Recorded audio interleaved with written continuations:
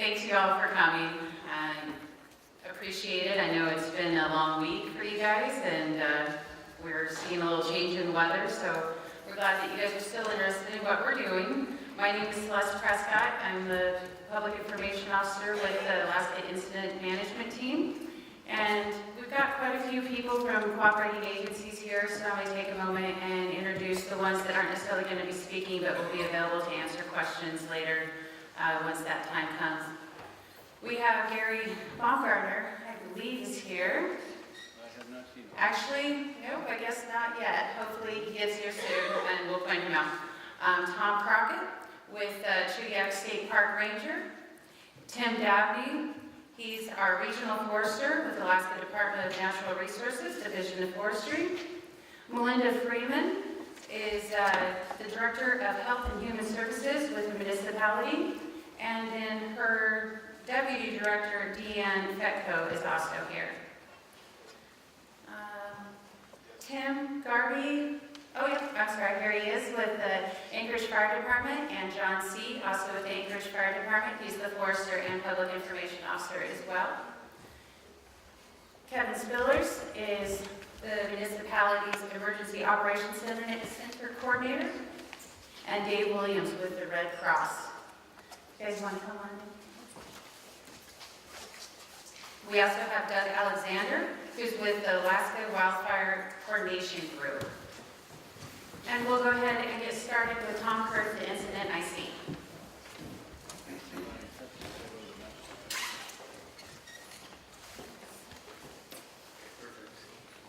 All right, good evening, folks. Thanks for giving up your Friday evening here. For those of you who were here last time, we've been here about 3.5 days since Tuesday evening there. And so our situation has changed considerably, much to the good fortune of all the Anchorage residents here. Again, my name is Tom Kurth. I'm the incident commander of the Alaska Interagency Incident Management Team. So we bring a group of about 50 individuals at this point that help manage an incident of overall where we have, right now we have about 325 individuals.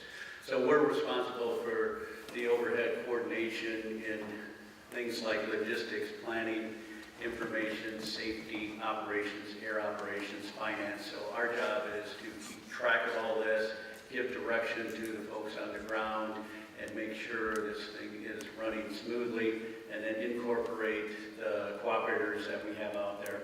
There's a myriad of cooperators that are included, folks like state parks, Division of Forestry, Anchorage Fire Department, Anchorage Police Department, National Guard, and various organizations that have come to help suppress this fire. So again, we kind of all coordinate together. We put away our agency affiliations and work together as one team here.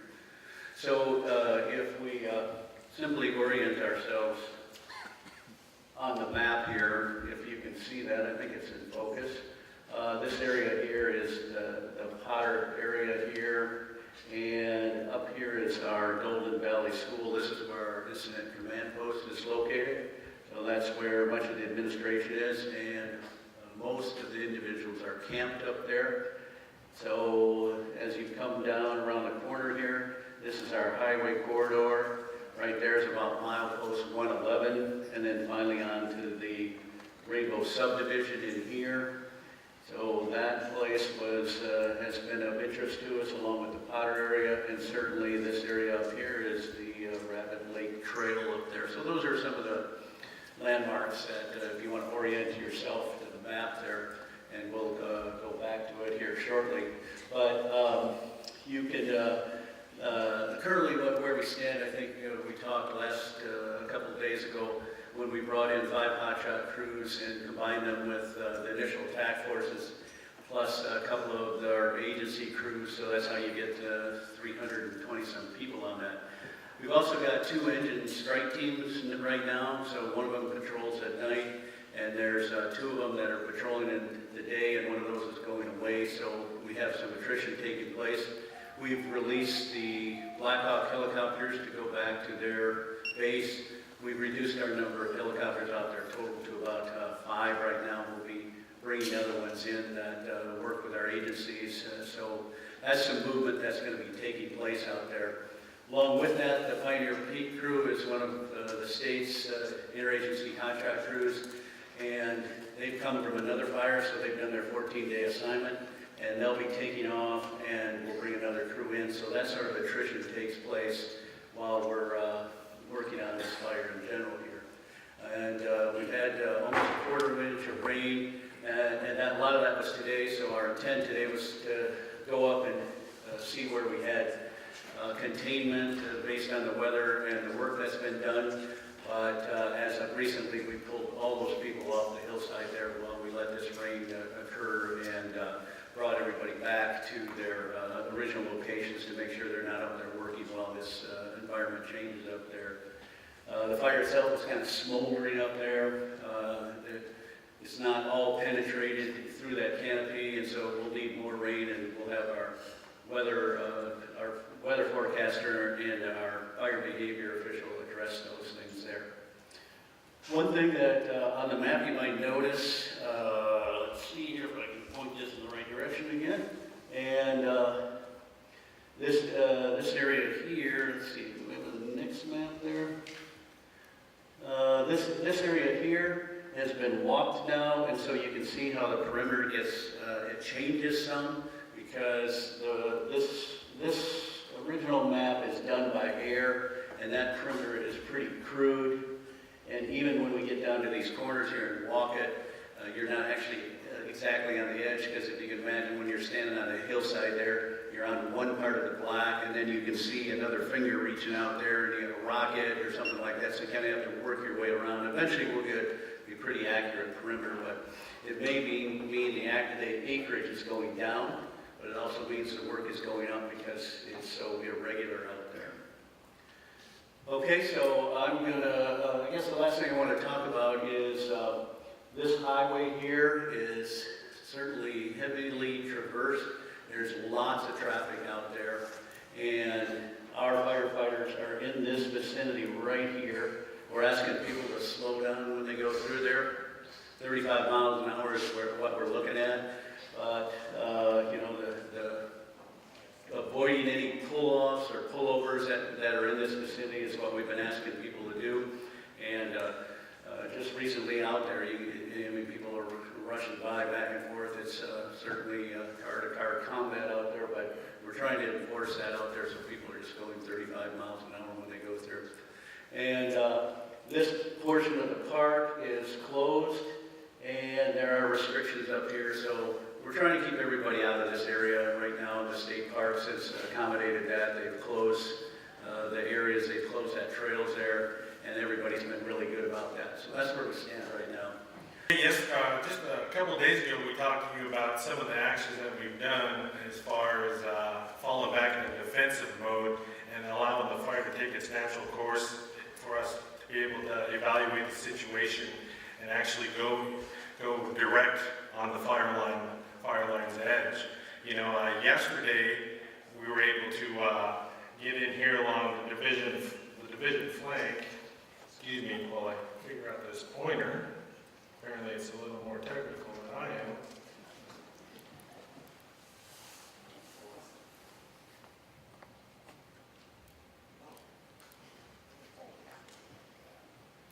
Okay, we'll start over here in Division Alpha, right in here. This is the McHugh Creek Trailhead right in here. We were able to get 3 hotshot crews in here, and we're able to punch in about approximately 1.25 miles of direct hand line. And what we mean by direct hand line is we're able to get those crews directly along that fire's edge, and we're able to go north to try to prevent or to try to confine any further movement of this fire towards Potter's Marsh subdivision. So we were successful in coming up from McHugh Creek Trailhead, 1.25 miles, tying into this rock screed right up here. As you can see on this map, some of the green and some of the white, those are vegetation covers. And so we're able to take advantage of some of the natural, what we call, just the natural rock outcroppings and stuff. So where there's very little vegetation, we're able to use the 3 hotshot crews and punch in direct saw line during the section coming from McHugh Creek Trailhead up to the natural rock barriers is what we're looking for. And so that was a good stroke, and we were able to get, approximately 1.25 miles of hand line in and reinforce that with some hose lay. So they were working that yesterday. And for today, they were going to try to reinforce that particular perimeter. And what we mean by reinforce is to take the direct fire's edge and increase the depth by mopping it up, basically. So we're going to get in there with the hose and waters and hand tools, and then we're going to dig to reduce any further movement of that fire encroaching on that perimeter. So that was a pretty good job by those folks in there yesterday. Of course, today we tried to get back in there and reinforce it, but with the weather and the treacherous terrain out there, it was very slippery working, and so we didn't want to injure anybody. So we opted to pull them back and to reevaluate, and as things begin to taper down as far as rain and such, we're going to get back in there and try to reinforce that. Over here in Division Charlie, we have Beluga Point right in here. Yesterday we were assessing the ability to get in here and pick up this fire's edge and try to tie it into this rock scree as well. Again, taking advantage of the natural barriers up there. Again, the green vegetation, we're trying to pick that fire's edge up and tie it into this rock scree slope so we can reduce any further movement into the Rainbow Valley subdivision. Again, this fire's edge along the Seward Highway, as it comes down to the highway, it's very steep. So we're able to do some ground reconnaissance and, working with some of the aerial assets we have, and we're able to pick up what we call a piece of indirect fire line. That was our best option at the time due to the nature of the terrain and fuel loading and stuff. So we were able to pick up a piece of indirect saw line and then try to pick the fire's edge up right in this area here and come around the point here and try to tie it into that natural rock outcropping. So our attempt to go and do that today was hampered by the rain, but then again, the rain will help us from, confining any further movement in there, but that's certainly our intention to go in there and get that done for you guys. Up here in the McHugh Creek drainage, we're going to go ahead and let this fire, as you can see, it's bumped into some of the barriers up there, so the fuels are not readily susceptible to fire right now due to the rain. So as the higher elevation gain comes, the fuels begin to taper off and turn into rock. So we were able to just monitor that section of line, and if there was any type of flare-ups or fire activity in there, we would use our aerial assets such as retardant airplanes or bucket drops, helicopters to minimize any further growth in there. And then we'll move into the structure protection in Rainbow Valley and Potter's Marsh subdivision. We've had, as Tom alluded to, 3 strike teams or 3 task forces of engines and such, and they're now 1 hand crew. They've completed most of the actions taken, such as plumbing, homes, and reducing some of the fuel loading around those homes.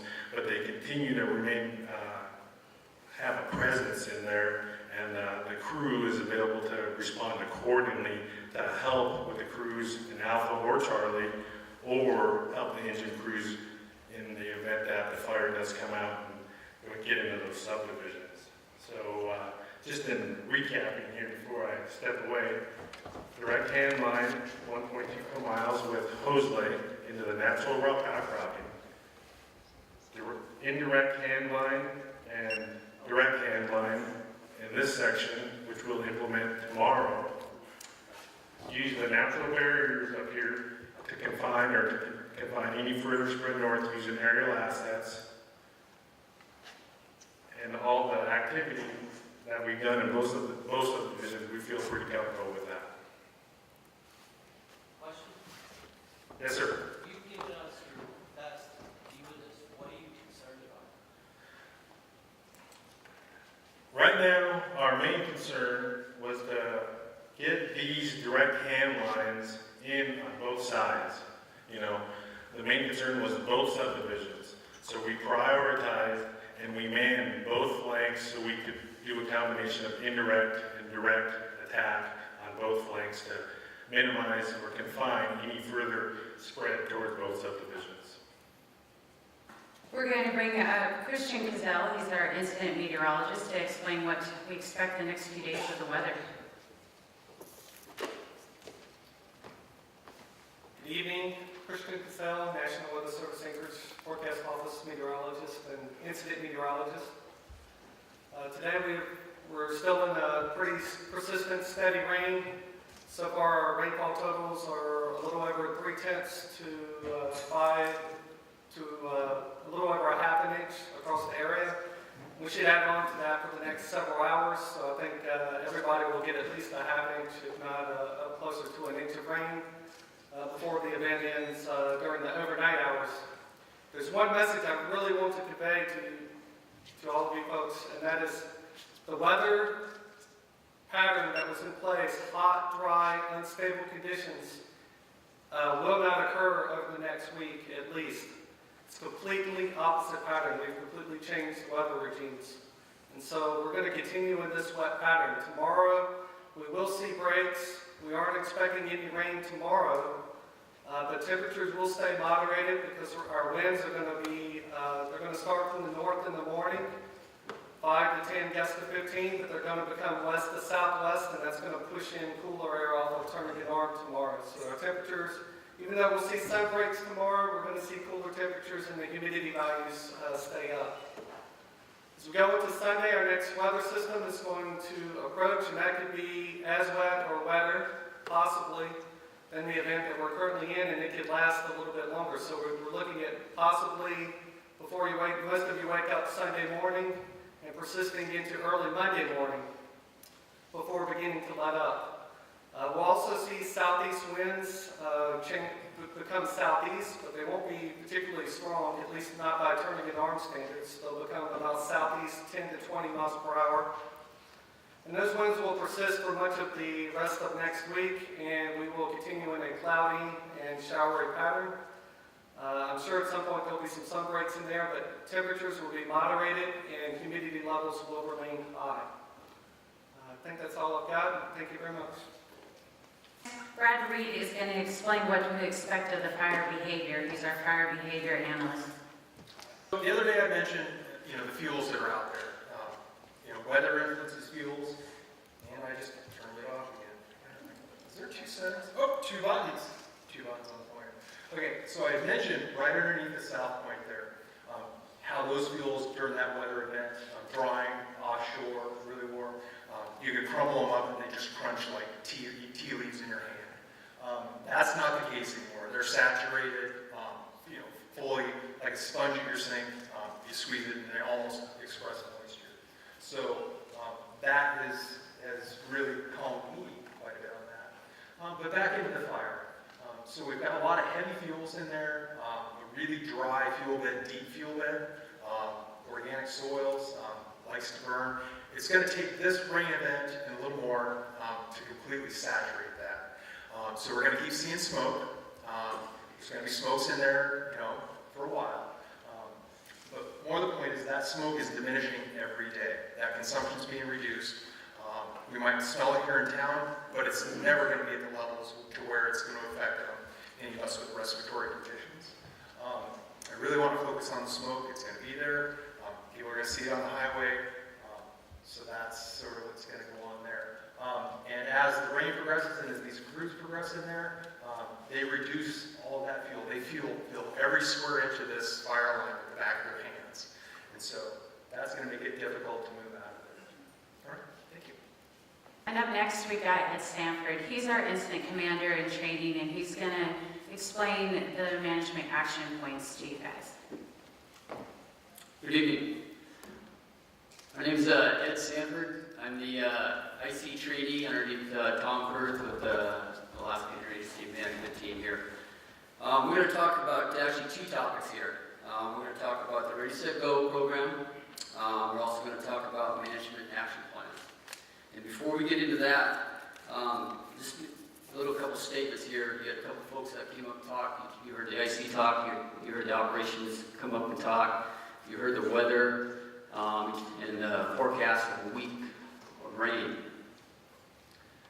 You guys live here. A lot of us are Alaskans. We've been here. You know, I live in Fairbanks. We drive down the road. We see this terrain every time we go down to Homer and do some fishing and Kenai and work on some incidents down there.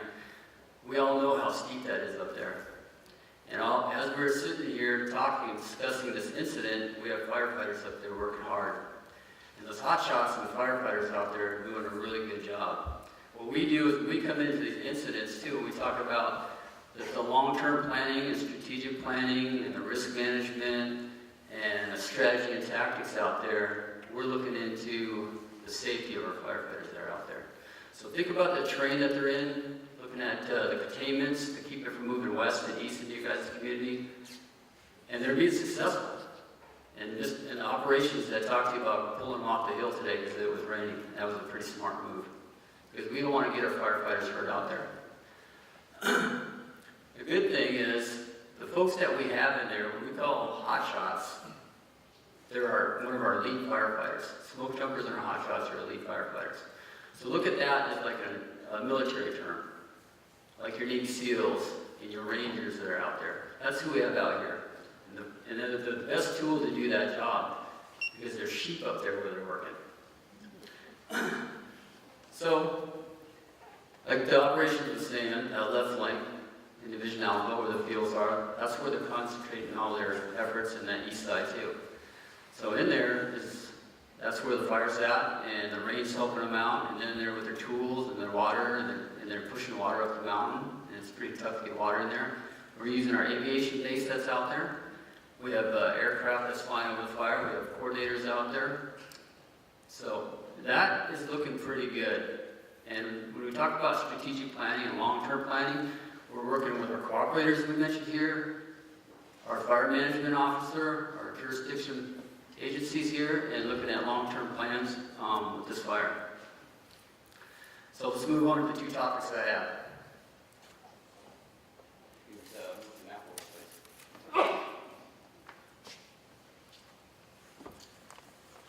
Okay, so when we showed up here 3.5 days ago, this team that came from the tow fire. We met with our supervisors, they gave us directions, we raced right over here, and there was a lot more folks here, and I'm sure they're online now. And there were some questions out there, what do you do when this happens, what do you do if it does this, and the Ready, Set, Go program is basically, it's pretty simple. And I'm not going to read this to you, but you can read it yourself and I'm going to explain it. We also have some pamphlets that are out there correctly that you can pick up. I'm going to move the next slide. Now go back to Manchester. There you go. Okay, the Ready, Set, Go. Let's start with ready before even a fire starts out there. So as a homeowner, when you talk about ready, there's a couple things that you need to look at. It's called the FireWise program. It's a national program, and in that FireWise, there's things which you need to do to help us to do our job to protect your places. And one thing is we're looking at fuel loading around it. When I talk about fuel loading, that's basically the trees. So you want to be able to flush out the fuel, the trees, anything that's burnable around your house. Any firewood that's near your structure, you want to be able to move that. Anything that's burnable, like fences and stuff like that, make sure there's no dry grasses and greens that go up the fence because the fence catches on fire or move towards your structure. So those are some things in the FireWise program in addition to talking about evacuations and stuff. And how you can get that information with FireWise program, you can go to the local fire departments. They have that information and they've been doing a great job for about a decade. You see on commercials about FireWise in our communities all the time. The state of Alaska Forestry has that. Now, so that's the ready part of it all. Now we have an incident. When I say incident, let's talk about fire here. This team manages all kinds of incidents. But now we have a fire in our backyard. So now we're talking about ready. And if you can look at that map. So the fire, the ready is the fire, right?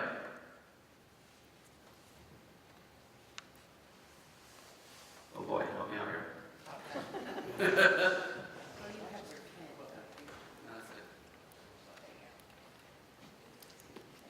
Okay, sorry about that. So we're talking about ready. Before we get into this discussion, let's look at the map again, and Before you heard operations, you heard Tom, I see you get up here and talk about Potter's Marsh, talk about the fire's edge, talk about rainbows, the Stewart's Highway, and here's the fire here. You're going to see lines on this map, and we're going to talk about the management action points in addition to the ready, set, go. So we don't confuse you, just stay with ready, set, go, okay?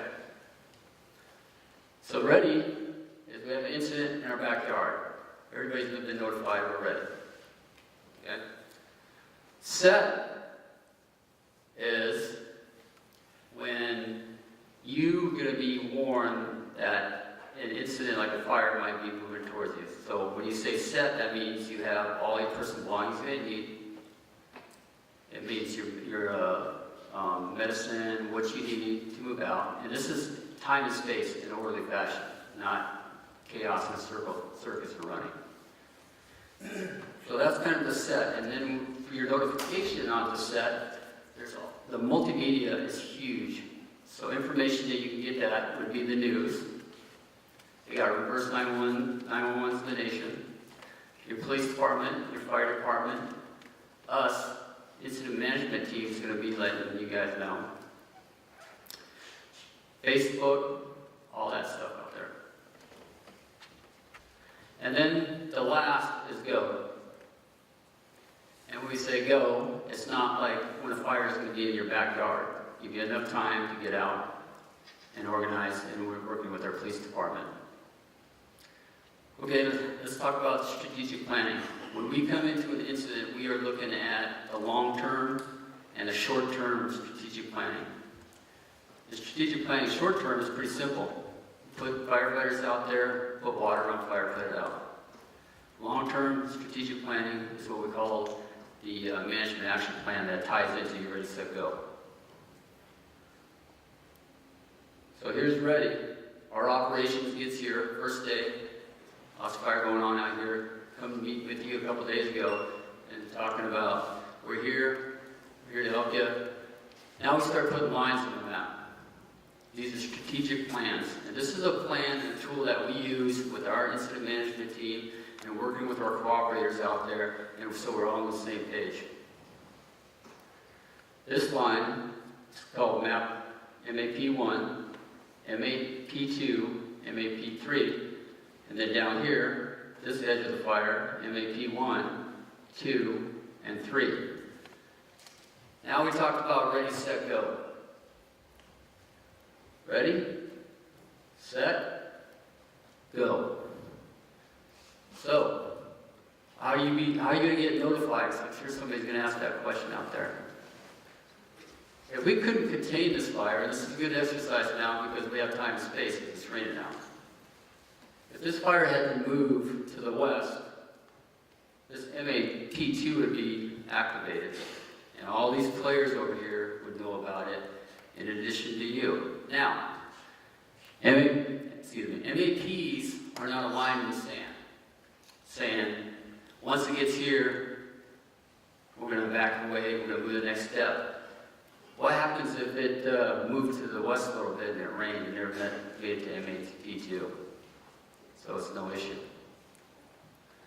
If it went past MAP2 and we really thought that fire activity was going to come into your neighborhood, then we would put the announcement out in MAP3 to start moving people out of this area and coordinate with all our operators to get you to a safe place and have a Red Cross there and all your providers to help you. And that goes the same moving back down to the Rainbow subdivision. So that's ready, set, go, and us as strategic planners that you don't get to see all the time, and we're doing this every day in a planning cycle. Every morning, firefighters going out, we're planning for the next day. So our last person that we have to speak, Kevin Spillers, is here from the Municipality Emergency Operations Center. Okay, thank you. Quick show of hands here. Has anybody heard of this before, the Anchorage Office of Emergency Management? A few of you have. Anybody in here ever had to evacuate before for a fire, hurricane, anything like that? Couple. Anybody in here have pets? Sure do. How about folks that caregiver to a senior or somebody with special needs at home. Okay, what we do in general, I'm not going to try and give you a class on what we do, but they talk about ready, set, go. We help with the gone part. Once you go, what happens? Where do you go? What happens when you get there? We're kind of the bridge between the emergency services and the social services. We're a coordination agency. I work closely with the Department of Health and Red Cross, and the animal care and control folks.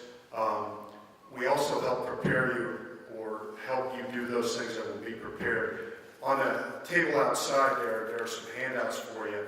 One of them is McHugh Fire information sources. Everything you wanted to know about the McHugh Fire, and then some. It's in a handout. It's also posted on the wall up there. And it'll tell you everything you need to know or where to go to find out about the McHugh Fire. Likewise, there's another handout out there. On one side, it's your shelter kit, what you would want to bring with you to a shelter. So it gives you some things to think about if you haven't already. And on the reverse side is things for your pet that you want to bring to the shelter as well. So it asks that you pick those things up, and those will help keep you oriented or keep you focused on what's going on. Some of the questions that will probably come up, and I'll just try and head them off, but we're glad to answer anything. So what happens once you go? Well, once you're out of the area, the first responders get you out of the area, we'd ask that you come back here. This will be our initial rally point. And so what we'll do here is we'll get a gauge for how many folks we're talking about, how many would need shelter, how long a condition is this going to be where you're going to be out of your home or displaced. And as the Red Cross folks will tell you, the amount of people displaced that actually need shelter, there's usually a big difference.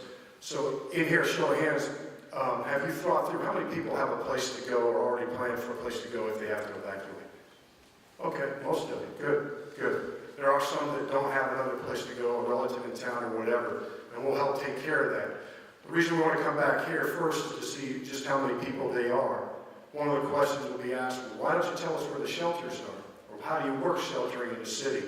And what we do for sheltering in the city, unlike the lower 48, we have hurricane shelters or similar kinds of things, or hard structures from tsunami.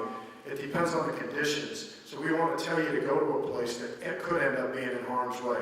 But primarily and generally speaking, depending on the size, if we're talking dozens of people, we're probably going to use a rec center, municipal facility, and a combination of private facilities, churches, things like that. An example might be the Spinard Rec Center. I think that was brought up earlier week as an example.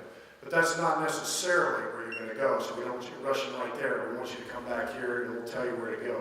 For larger hundreds, when we're talking in hundreds of folks, we would probably use a school. It might be South High School, it might be some other schools. But we want to make sure that we can coordinate these activities with the school district and that there aren't any confusion about that. So that's why we would have you come back here first. And it takes a while to set these things up and put the right things in place to help you with that. Likewise, a lot of people have already made, how many people made arrangements for their pet to board their pet if they have to evacuate? Anybody? How many just plan on taking their pet with them? How many plan on just leaving their pet behind? No. Okay. But that's a consideration as well. So what are we doing with pets? That's another reason to come back here. So that's that bridge between, okay, now you've done ready, set, go, and you're gone. What happens to you? So we're part of that process, and that process begins here. That's all I'll say for right now. There's a lot of other smarter folks in the room that can talk more about these questions, and we'll be around to answer any of them. But I do ask you to go ahead and pick up those handouts. That'll hold some things up. You can visit us on the website. Give us a call. If you want up-to-date information regularly, we have a call line, and it's also posted up there. We update that as we get information. Nixle, we get questions all the time. Well, can't you call or email us to let us know? Well, our way to do that is through the Nixle. You'll get a text message that tells you what you need to know, where to go, all this information. Likewise, just listen to the broadcast media. They're all over this. They'll carry it. They'll tell you if you have to evacuate, where to go, the whole 9 yards. 7:50 a.m. is the best one. They're the primary, but all the media outlets will be carrying it. So that's how you want to stay informed. I'm talking kind of fast here, trying to get all the points in, and we'll have time for your questions. But like I say, you sign up for Nixle is probably the best way to keep in touch. We don't have a reverse 911 system here. We can pick up the phone and call you. School district and some of the other agencies around have something close to that. We don't have that. As Cap Miller said, Police and fire, we go door to door, let them know what's going on, follow their directions, come back here, and then we'll sort it out from there. That's all I have for right now. We'll answer any other questions for you. Thanks. Our last slide here will show you a few ways that you can get information about this fire and specific concerns about it. Kevin definitely has a more broad overview of information available, and I believe it's out on the table as well. So that concludes our presenters. We'd like to open it up to a few questions, especially ones that would be applicable to the whole group. If you have more specific ones, we ask that you just wait until afterwards, and all these people will be available to answer your questions. Confinement is what we like to use. We used to like to use confined, contained, and then controlled. Confinement means that we're trying to limit any further growth of the fire beyond the perimeter that we're working. When we contain the fire, that means we contain that fire's edge to where it's not going to be able to escape out of there. So confined, contained, and controlled are the terminology that we like to use. Confining means we're actively working to confine any further movement of that fire towards either Potters or Rainbow. When we contain it, that means we've had solid confinement followed up by reinforcing it with mop-up. And that means we're increasing the depth of that confinement. Basically, you look at it as 0% containment. When we mop it 50 feet, 25 feet, 100 feet, 300 feet, we're increasing that containment. Once we reach that goal of maybe 300 feet around either the whole fire or certain parts of the fire, then we'll call that control.